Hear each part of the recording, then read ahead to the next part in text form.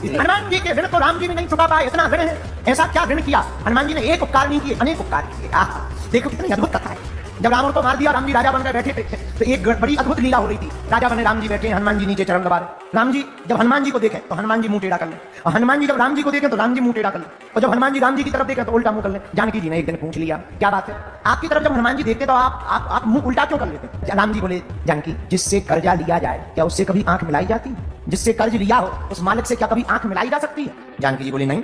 पर एक बात बताओ, हनुमान जी ने क्या कर्जा लिया? राम जी बोले, एक कर्जा हो तो चुकाएं। तुम्हारा पता इन्हीं ने बताया, लक्ष्मण जी के प्राण इन्हीं ने बचाए, भरत को भी इन्हीं ने बचाया, वरना भरत जी भी अपने प्राण त्याग देते। इसलिए हमारे ऊपर जितना हनुमान जी का कर्जा है उतना किसी का कर्जा नहीं। हनुमान जी की इतनी महिमा सुनकर अयोध्या वालों को जलन हो गई। अयोध्या वाले सोचने लगे, हनुमान जी के चक्कर में हम लोग राम जी की सेवा ही नहीं कर पाते। तो अयोध्या वाले जानकी माता के पास गए। माँ, सब वानर भालू चले गए, अंगद चले गए, दधिमुख चले गए, जामवंत चले गए, विभीषण जी भी चले गए लंका, लेकिन ये हनुमान जी भाई साहब जा ही नहीं रहे। अच्छा, सब चले गए तो सबके मकान में चलेगा, हनुमान जी का कोई मकान थोड़ी है जो जाए। पर अयोध्या वालों ने जानकी माता से कहा, सबको सब कुछ दे दिया, हनुमान जी को भी कुछ दे करके विदा करो। जानकी माता बोली, हम नहीं बोल सकते। बोले क्यों? बोले, हम जब अशोक वाटिका में रो रहे थे तब हनुमान जी ने ही हमको दर्शन दे करके राम कथा सुनाकर शीतलता दी।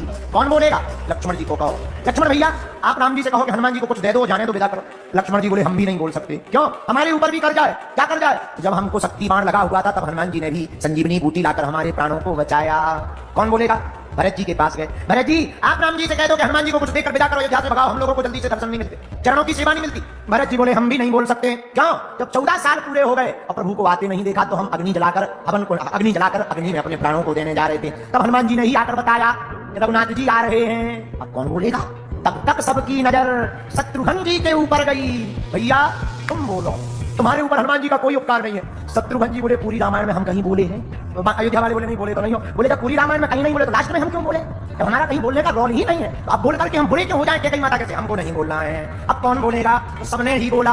अयोध्या वाले राम जी के सामने खड़े हो गए। क्या बात क्यों आए हो? राम जी से अयोध्या वाले बोले, सरकार, ये जो हनुमान जी है इनके चक्कर में हम लोग नजदीक नहीं आ सकते, बड़े खतरनाक है। एक तो हमने इन लोगों की इतनी कहानी सुनी, लंका में खतरनाक, भूत से मारे, हाथों से मारे, बहुत डेंजर है, आग लगा दी, इतनी कहानियां सुनी, वैसे ही डर लग रहा है, इनको कुछ दे दो, विदा कर दो। राम जी ने दम लगाई, हनुमान जी सबकी इच्छा है, कुछ ले लो। हनुमान जी बोले, अब क्या चाहिए? सब मिल गया? नहीं चाहिए। नहीं, कुछ मांगो, सबकी इच्छा मांगो। हनुमान जी बोले, सरकार, अगर सबकी इच्छा है देने की तो हमें एक नहीं 2 वरदान दिए जाए। अयोध्या वाले बोले, 3 ले लो। 2 क्या 3 लो? दे दो, जाने दो, 3 ले दो।